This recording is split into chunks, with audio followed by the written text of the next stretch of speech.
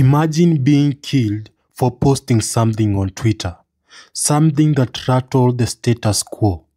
This is about Albert Ojwang, a teacher from Voi, Kenya, whose life ended in a police cell in Nairobi on June 8, 2025, under a cloud of suspicion and pain that has got the whole country talking.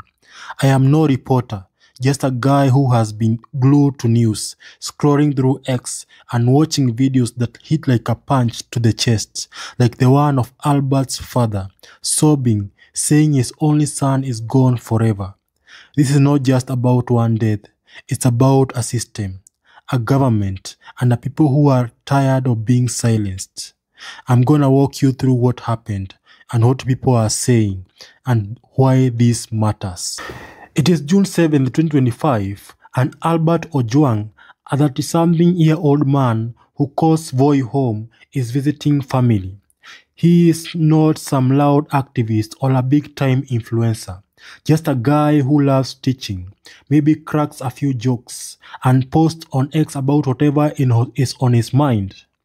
But that day, something he shared online got him in trouble.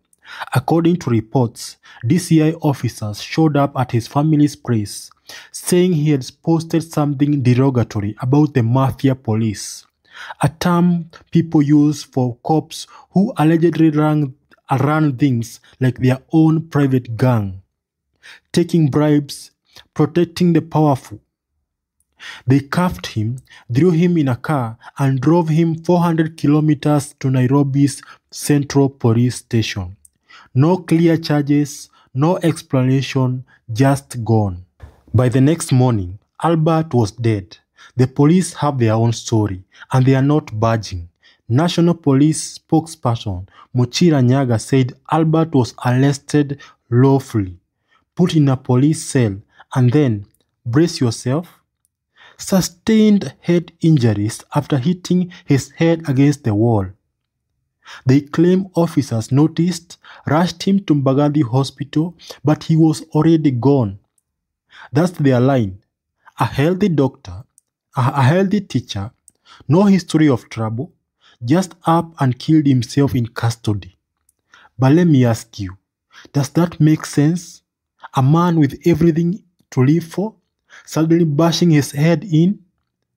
The people of Migori and all over Kenya are calling it nonsense. On X, the outrage was instant. Posts flooded in, saying Albert's body told a different story. His head smashed, wounds that looked like a torture, not some self-inflicted accident. One person wrote that he was arrested for criticizing Deputy Inspector General Eliud Lagat, a high-ranking DCI officer. Another claimed he was murdered in cold blood under Lagat's orders. These aren't proven facts, but they are raw, angry voices of the people who don't trust the police.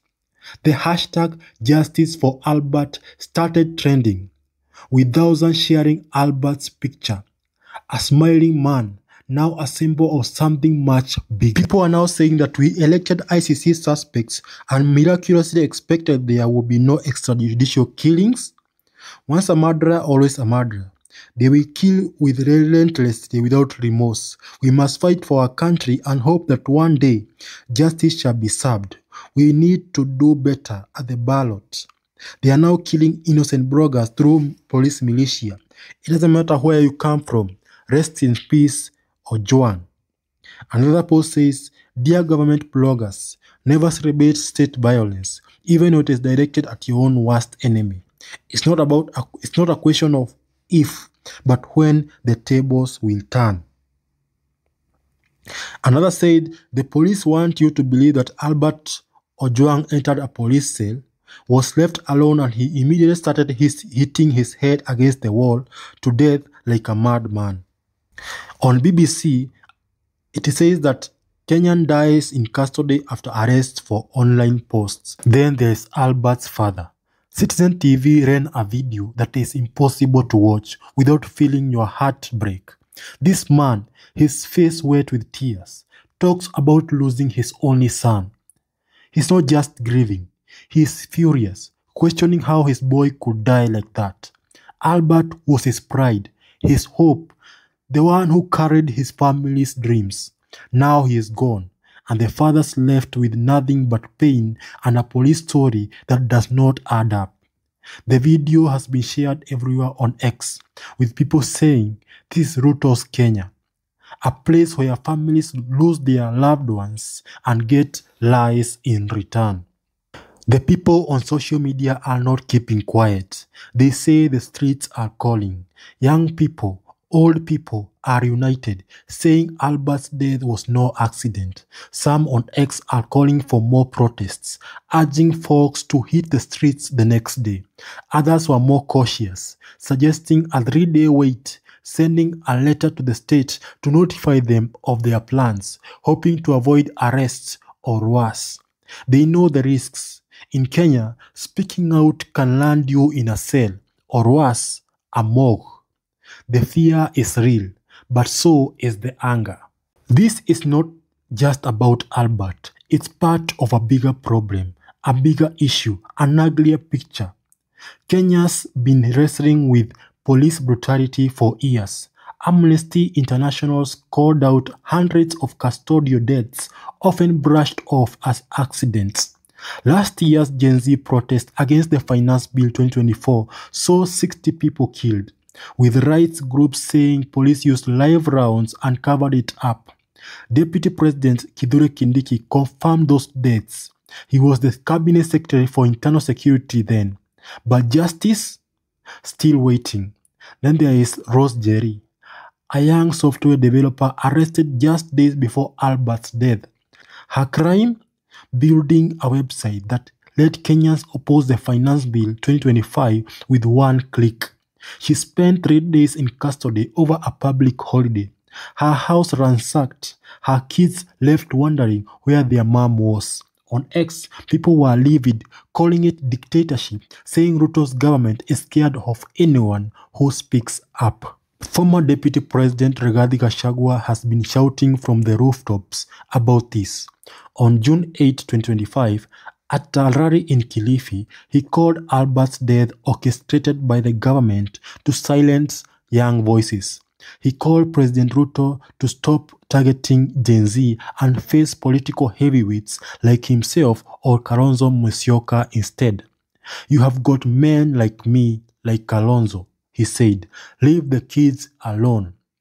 Gachagua has been on tier since the impeachment in 2024 for stirring ethnic tension and other charges.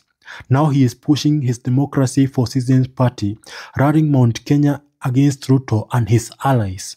He has also pointed fingers at Eliud Lagat, calling him the brains behind dangerous moves to crush dissent. On X, people echo that, saying Lagat's running syndicate to keep voices quiet. These are big claims, but they are unproven, just whispers in a country where trust is thin. The Finance Bill 2025 has been a spark for all this. It's got people riled up, saying Ruto taxing the poor while letting the rich slide. Albert's post, whatever it was, might have touched on this, maybe linking it to the mafia police in Migori. Jerry's arrest shows how far the government is willing to go, locking up a mom for a website. On X, folks are saying it's a pattern. Silence the critics, scare the rest. They are also calling out government bloggers, accusing them of pushing tribal narratives to divide people. When Gachagua talks about Mount Kenya being sidelined, or when Ruto's allies call him a tribalist, it's a fuel on the fire. But when someone like Abel dies, those bloggers go quiet, and the people notice. Ruto is feeling the heat. Just last month, someone threw a shoe at him during a rally, a sign of how angry people are about the cost of living and broken promises. His apologies to the youth promised to listen, but cases like Albert's make those words feel hollow. On X, people are saying his government's afraid of Gen Z, afraid of X, afraid of anyone who calls out corruption or brutality. Gachagua has been hammering this, saying Ruto is haunted by the blood of protesters, by the kids he failed, Whether that is true or just politics, it resonates in a country where pain is piling up. So, what really happened to Albert? We don't have the full picture, and that is the hardest part. The police say he hurt himself, but the injuries described on X, a crushed skull, a battered body, sound like something else. The Independent Policing Oversight Authority is investigating, but IPOA's track record isn't that great. They've got cases stacked up, and convictions are rare.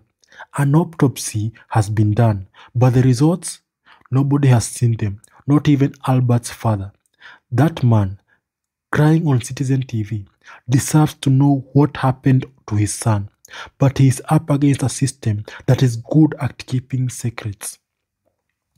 This story is bigger than Migori, bigger than Albert. It's about a country where a teacher can post on X and end up dead, where a young woman can be jailed for a website, where a father tears don't get answers. On X, people are calling it Ruto's Kenya, a place where dissent is dangerous. They are slamming government bloggers for stirring tribal fights, putting Kikuyu against Luo, Mount Kenya against the rest of the country, while ignoring the state crimes. Gachagua is playing that card too, saying Ruto is sidelining his people, but it's a game of divide than it heals. Albert's father is the heart of this. In that Citizen TV video, you see a man broken, his only son stolen. He's not a politician, not an activist, just a dad who wants to the truth. His pain was driving the protest, the hashtags, the calls for justice. Albert was a teacher, a husband, a father of one, a man who mattered. His death sparks like the Gen Z protests, like the arrest of Jerry in a country that looks like it is ready to burn.